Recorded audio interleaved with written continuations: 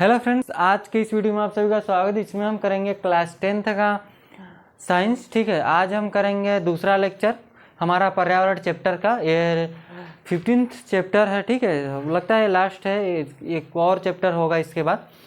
ठीक है, तो इसमें हम करेंगे अगला जो टॉपिक था, जिसमें हमने इसके पिछले वीडियो में जैविक घटक पढ़े थे, परितंत्र के प्रकार के बारे में देखा था। जैविक घटक के अंतर्गत हमने क्या क्या देखी थी, तो उत्पाद देखा था, अपघटक देखा था, उपभोक्ता देखा था। ठीक है, और फिर उसके बाद हमने करना है अपघटक, हमको करना है। ठीक है, अपघटक करना है। हमने कहाँ तक, परजीवी तक करवाया था। ठीक है, तो जहाँ तक हमने करवाया था उसके बाद हमको करवाना है। अगर फिर से पढ़ा रहे होंगे तो आपको कोई दिक्कत नहीं होना चाहिए। ठीक है, तो इसमें आप अगला हेडिंग ले लिया अपघटक। हमने इसके पिछले वीडियो में बात किया था उपभोक्ता के बारे में। ठीक है, उपभोक्ता के अंतर्गत हमने देखा था शाकाहारी, मांसाहारी, सर्वाहारी और परजीवी। उसके बाद हमको अपघटक देखना है। ठीक है, तो अपघटक डालेंगे हेडिंग।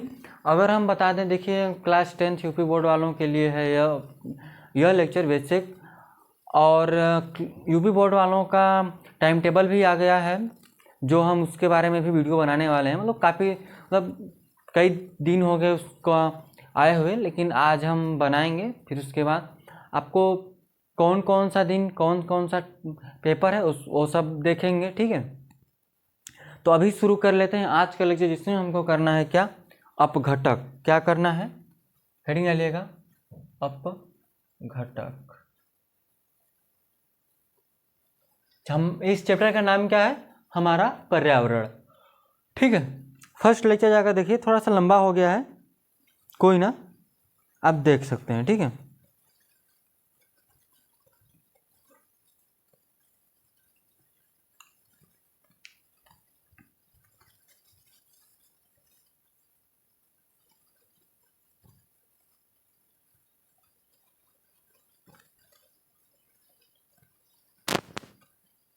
चलिए इसमें लिखेंगे कि फफूंदी व जीवाणु नाशक, जीवाणु नाशक नहीं, जीवाणु जो कि मरे हुए जीव व पौधे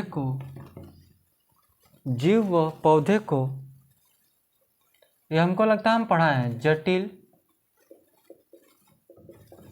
पदार्थों में या जटिल पदार्थों को सरल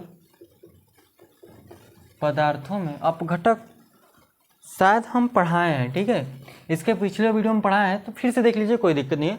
अपघटक क्या है कि जो फफूंदी और जीवाणु जो कि मरे हुए जीव व पौधों के जटिल पदार्थों को सरल पदार्थों में विघटित करता है,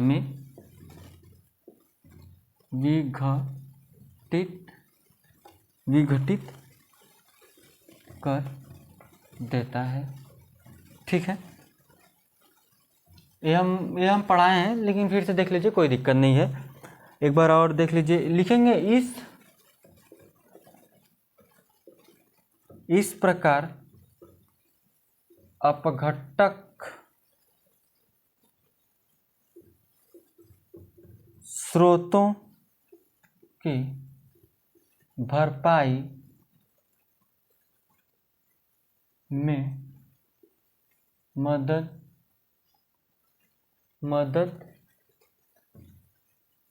करते हैं।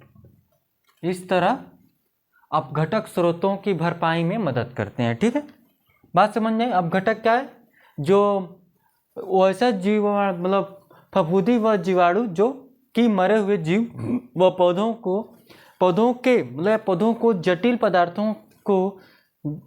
के जटिल पदार्थों को सरल पदार्थों में विघटित कर देता है। इस प्रकार अपघटक स्रोतों की भरपाई में मदद करते हैं, ठीक है, जो फफूंदी और जीवाणु होते हैं। बात समझ में, अपघटक क्या है, जो कि खाकर उस जैसे कि जो जटिल पदार्थ है उसको तोड़कर एक सरल पदार्थ में परिवर्तित कर देते हैं, ठीक है, इसको हम बोलते हैं अपघटक। हम आज करेंगे आहार श्रृंखला, ठीक है। आज का मेन टॉपिक है आहार श्रृंखला। हमको लगता है कि हम पढ़ाए थे, अगर नहीं पढ़ाए होंगे तो देख लीजिएगा, और पढ़ाए होंगे फिर भी देख लीजिए, कोई दिक्कत नहीं है, ठीक है। तो इसमें देखिए अगला हेडिंग डालिएगा आहार श्रृंखला। आहार श्रृंखला, देखिए ना, क्लास 9th और 10 दोनों का साइंस और मैथ दोनों चल रहा है ना, तो कन्फ्यूजन हो जा रहा है कौन किस में क्या क्या चल रहा था। तो अभी देख लीजिए आहार श्रृंखला देखेंगे। इसमें आहार श्रृंखला क्या होती है, जैसे कि बात करें, पहले लिखवाते हैं फिर उसके बारे में बताते हैं, ठीक है। तो पहले लिखिएगा कि आहार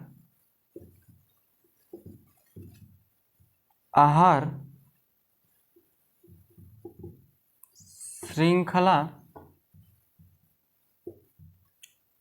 एक ऐसी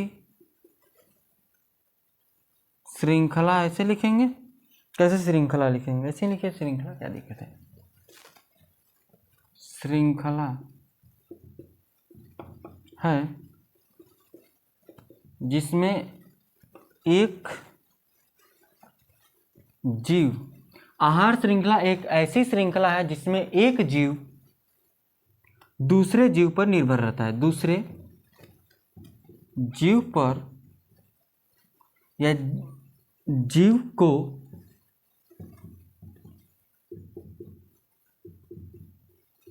भोजन के रूप में खाते हैं। आहार श्रृंखला क्या है कि ऐसा श्रृंखला जिसमें एक जीव दूसरे जीव को भोजन के रूप में खाते हैं या फिर एक जीव दूसरे जीव पर निर्भर रहते हैं, दोनों लिख देंगे, कोई दिक्कत नहीं होगी, ठीक है। जैसे कि अगर बात करते हैं उदाहरण की, तो उदाहरण देखेंगे, जैसे कि मान लीजिए कि जो घास है, घास को कौन खा रहा है, हिरन या बकरी ले लीजिएगा, ठीक है। हिरन को कौन खा जाता है, शेर खा जाता है। शेर खा जाता है कि नहीं खाता है, शेर खा जाता है, शेर, ठीक है। बात समझे, घास को हिरन खाया, हिरन को शेर खा गया, एक पूरे चैन एक बना कि नहीं, इस तरह से एक चैन बना, श्रृंखला बनी, ठीक है। जैसे कि अगर हम बात करते हैं आगे हम बात करेंगे पोषिस्तर क्या होता है, पोषी अस्तर, सिंपल सी बात है, बात करेंगे वो क्या होती है। अगर हम बात करेंगे इस श्रृंखला में से किसी एक प्राणी को निकाल कर बाहर कर दिया जाए तो क्या होगा, पूरी श्रृंखला बिगड़ जाएगी। और मान लीजिए कि ये हिरन है, ठीक है। अब शेर यहाँ से गायब कर दिया गया तो ये हिरन क्या है, बढ़ते रहेंगे, मरेंगे, अपने से जो मरेंगे, लेकिन शेर इसको खाकर कम कर रहा है कि नहीं कर रहा है। और घास को ना हिरन खाए तो घास बढ़ेगी, मतलब जैसे कि किसी की जनसंख्या को मतलब बैलेंस बनाने के लिए नेचर ने एक दूसरे को क्या कहा कि इसको खाओ पियो मस्त रहो, ठीक है। तो वही होगा, आहार श्रृंखला की बात करेंगे। तो आगे हेडिंग डालिएगा पोषी स्तर। अगला हेडिंग है इसी के अंतर्गत है, बात करेंगे पोषी स्तर की, ठीक है। तो एक आहार श्रृंखला में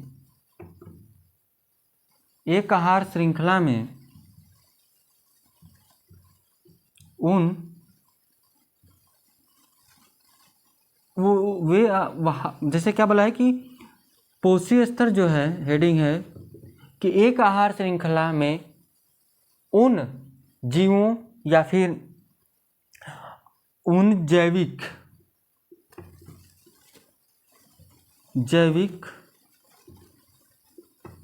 घटकों को जिनमें ऊर्जा का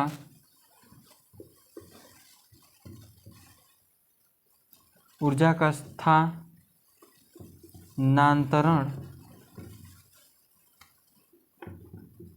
होता है, ठीक है,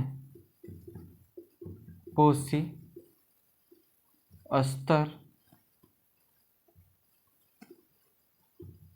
कहलाता है। एक आहार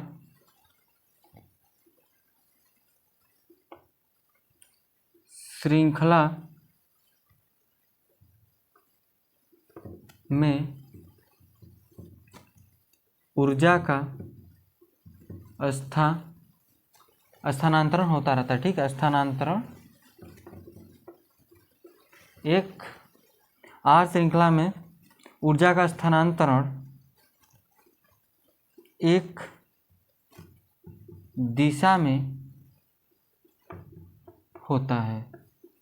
हमने क्या लिखा है कि ये पोषी स्तर क्या है कि एक आहार श्रृंखला में उन जैविक घटकों को जिनमें ऊर्जा का स्थानांतरण होता है पोषी स्तर कहलाता है। एक आहार श्रृंखला में ऊर्जा का स्थानांतरण एक दिशा में होता है, ठीक है। बात समझ में आई? जैसे कि घास खाकर ये एनर्जेटिक हो गया, इसको खाकर शेर हो गया, एनर्जी आई कि नहीं, ऊर्जा उसमें आई कि नहीं, ज़्यादा तेज दौड़ेगा, मतलब एक ये भूखा है इसको खाया, ठीक, मतलब ऐसे समझिएगा, खा लिया तो उसके अंदर एनर्जी आई और ज़्यादा तेज दौड़ लगाया।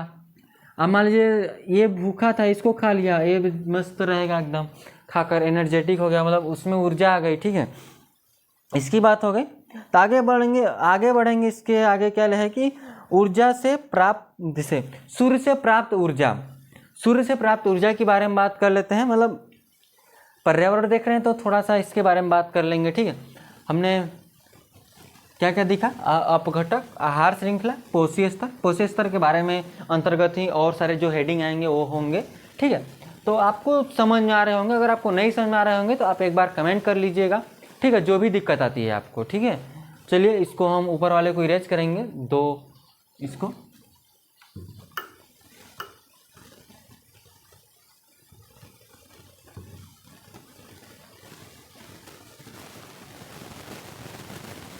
अगला हेडिंग है, देखिए, सूर्य से प्राप्त। ऐसा देखिए ज़्यादा बड़े बड़े हेडिंग है नहीं ना, मतलब ये सब आएंगे आपके, क्या ऊर्जा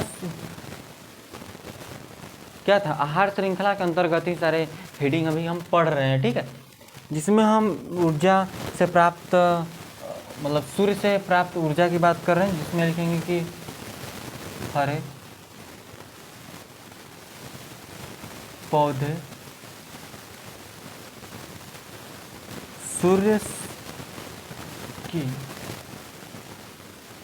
सूर्य की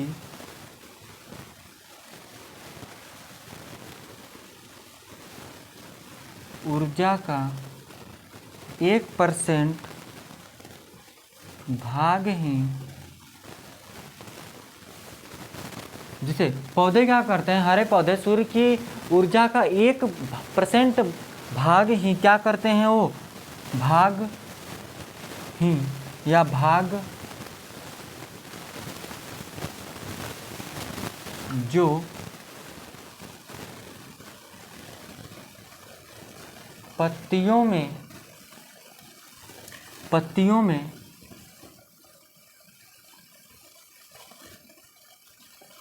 क्या है कि हरे पौधे सूर्य की ऊर्जा का 1% भाग जो पत्तियों, हरे पौधे सूर्य की ऊर्जा का 1% भाग जो पत्तियों में या पत्तियों पर पड़ता है, ठीक है, पत्तियों पर पड़ता है और अवशोषित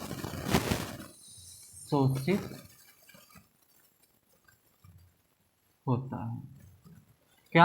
अवशोषित होता है, ठीक है, बात समझ में आई? आगे लिखेंगे, देखिए, ऊर्जा प्रवाह का 10% नियम, अब ये ऊर्जा प्रवाह का 10% नियम क्या है, ठीक है। अब इस श्रृंखला में ऊर्जा प्रवाह का 10% का नियम क्या कहता है, किस हिसाब से है, क्या क्या है, उसके बारे में देखिएगा, ठीक है। तो इसमें लिखिए कि एक पोषी स्तर से दूसरे पोषी स्तर में केवल 10% ऊर्जा का स्थानांतरण होता है, ठीक है। एक पोषी स्तर से दूसरे पोषी स्तर में केवल 10% ऊर्जा का स्थानांतरण होता है। जैसे कि मान लीजिए कि हरी घास हिरन का, तो उसमें जितनी भी ऊर्जा होंगी उसका सिर्फ 10% उस हिरन में ऊर्जा ट्रांसफर होगा, ठीक है। उसी तरह से शेर में ऊर्जा स्थानांतरित होती है। आगे हम बात करेंगे जबकि 90% ऊर्जा वर्तमान पोषी स्तर में जैव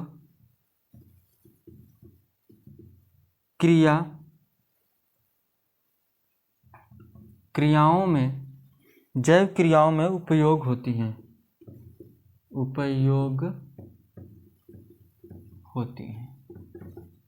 90% जो ऊर्जा बचती है वो वर्तमान पोषी स्तर में जैव क्रियाओं में उपयोग होती हैं, ठीक है, उपयोग होती हैं। समझ में आ क्या, आपको बातें समझ में आ गई? तो चलिए आगे चलते हैं। इसमें बात करेंगे आहार श्रृंखला के चरण। आहार श्रृंखला के चरण क्या है उसके बारे में देख लेते हैं। इसको फटाक से उतारिए, ठीक है, उतारिए। नीचे का आप उतार चुके होंगे तो इसको इरेज कर लेते हैं। अगला हेडिंग देखिएगा, लिखेंगे आहार श्रृंखला के चरण। आहार श्रृंखला के चरण, तो इसमें क्या लिखेंगे कि उपभोक्ता मतलब जो उस चीज को खा रहा है या फिर उसको ग्रहण कर रहा है। ग्रहण मतलब जैसे कि भोजन को हम खाते हैं तो हम क्या हो गए, उपभोक्ता हो गए, हम उपभोक्ता हो गए। तो उपभोक्ता के अगले स्तर के लिए ऊर्जा की बहुत ही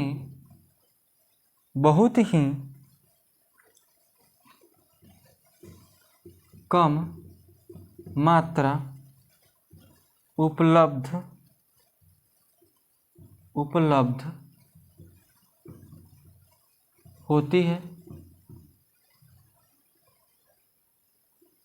होती है, ठीक है। अतः आहार श्रृंखला में सामान्यतः तीन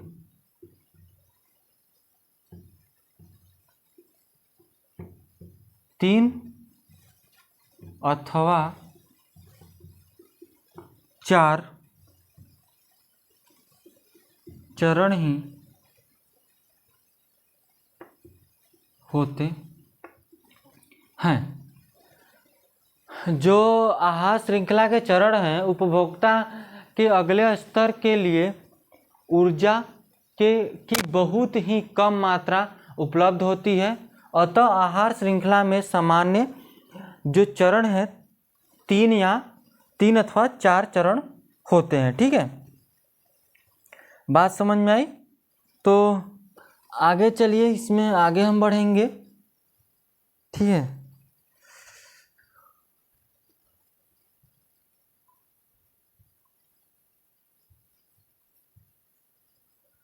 आगे क्या है कि इसमें देखेंगे, पहला बात करेंगे तो जैव आवर्धन। क्या है? जैव आवर्धन। जैव आवर्धन क्या है? फिर आहार जाल है, फिर उसके बाद पर्यावरण की समस्या है, ओजोन परत, और सारी चीज़ें हेडिंग्स हैं जिसमें हम बात करेंगे। तो ये जो हो गया, ये तो हो गया आहार चरण 3 अथवा 4 चरण की होती है, हमने बात कर ली। ठीक है, आहार चरण क्या है कि उपभोक्ता के अगले स्तर के लिए ऊर्जा की बहुत ही कम मात्रा उपलब्ध होती है, अतः आहार श्रृंखला में सामान्य 3 या 4 चरण होते हैं। ठीक है, बात समझ में आ गई। और ऊर्जा प्रवाह का 10% का नियम क्या है कि एक पोषीय स्तर से दूसरे पोषीय स्तर में जो ऊर्जा का स्थानांतरण होता है सिर्फ 10% होता है। बात यही है। ठीक है, उसी को बोलते हैं 10% का, ऊर्जा के 10% का नियम। ठीक है, तो चलिए आगे हम चलेंगे। इसको हम इरेज करें। ठीक है, इसमें हम बात करेंगे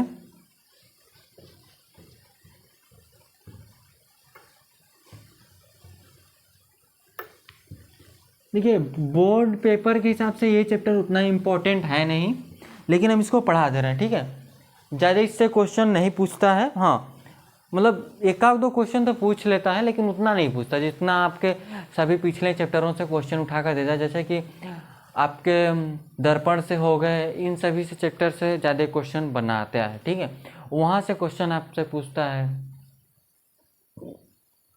इसमें हेडिंग डालिएगा जैव आवर्धन। अब ये जैव आवर्धन क्या है? तो आहार श्रृंखला की हानिकारक रसायनों की मात्रा में, ठीक है, क्या मात्रा में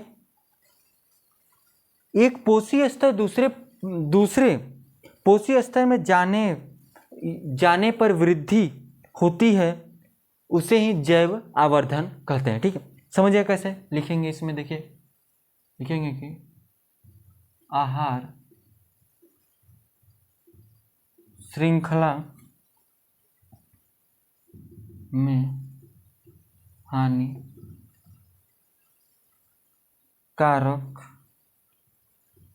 रसायनों की मात्रा में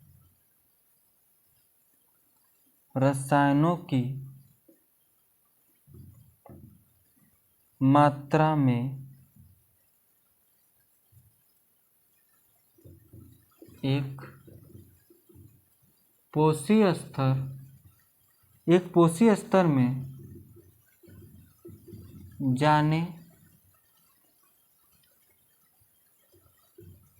जाने पर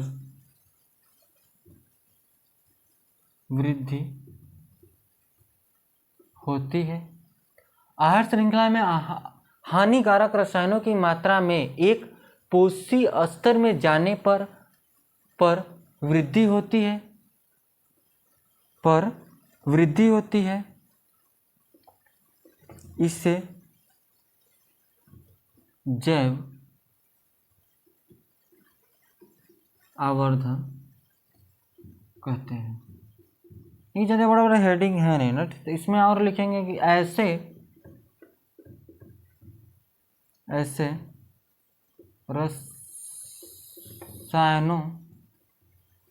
रसायनों की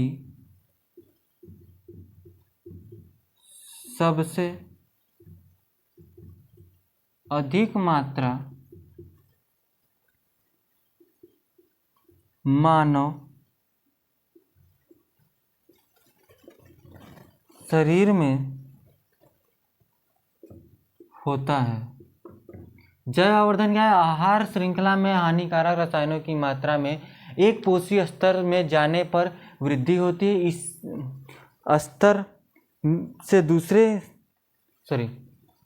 एक आहार श्रृंखला में हानिकारक रसायनों की मात्रा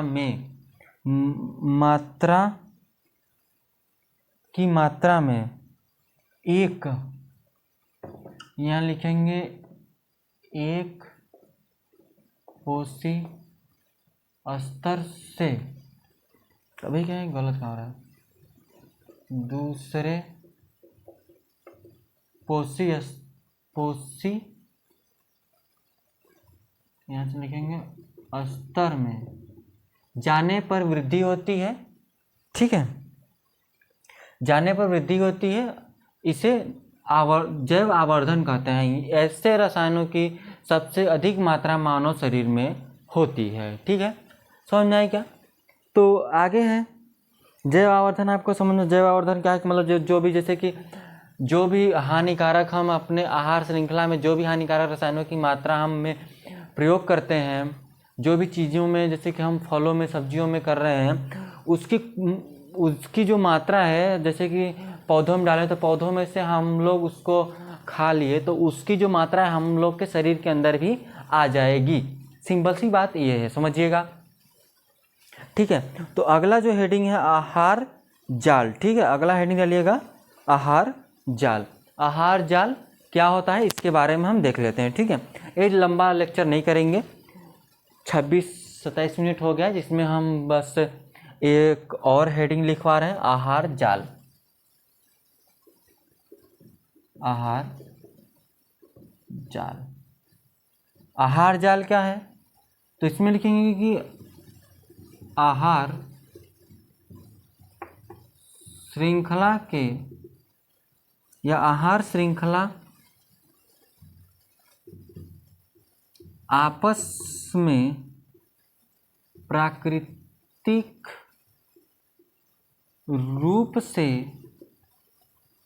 रूप से जुड़ी होती है। ये जो है आहार श्रृंखला आपस में प्राकृतिक रूप से जुड़ी होती है। ठीक है, जो एक जाल बनाती है।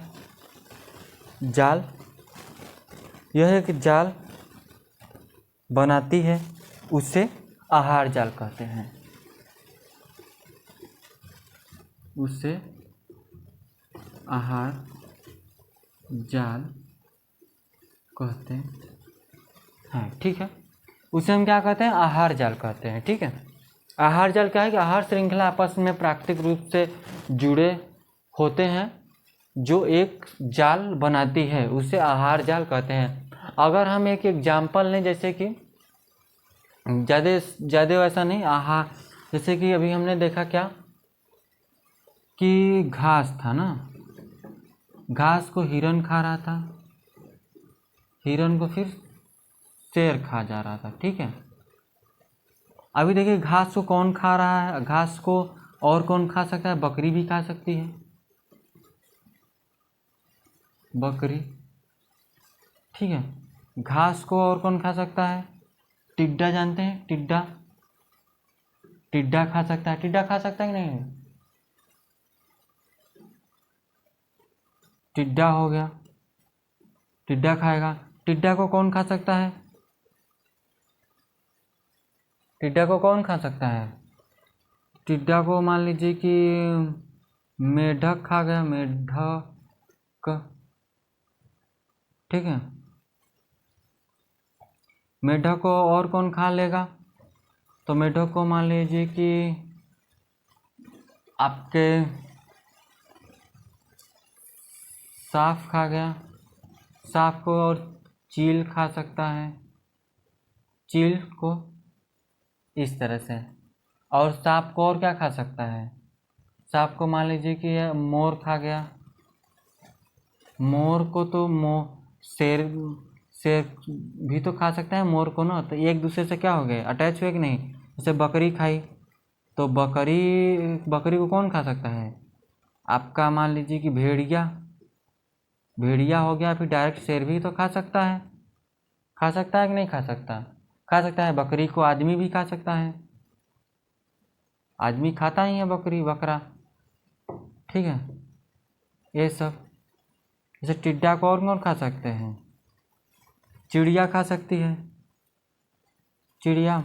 मुर्गा हो गए, मुर्गे कीड़े मकोड़े खाते हैं कि नहीं खाते? मुर्गे चिकन जिसको बोलते हैं, चिकन को इंसान खा जाते हैं। बहुत सारे जानवर हैं जो खा सकते हैं। तो इस तरह से जो है आहार जाल, मतलब आहार एक जाल एक पूरा बनाते, एक दूसरे से कोई ना कोई एक दूसरे से अटैच है, एक दूसरे को खा ही रहा है, ठीक है। बात समझ में आई क्या? तो यही वीडियो आज इसी पर समाप्त करते हैं, ठीक है। जो भी आपको दिक्कत आई होगी तो आप कमेंट कर लीजिएगा। तो आज के लिए बस इतना रखेंगे, धन्यवाद।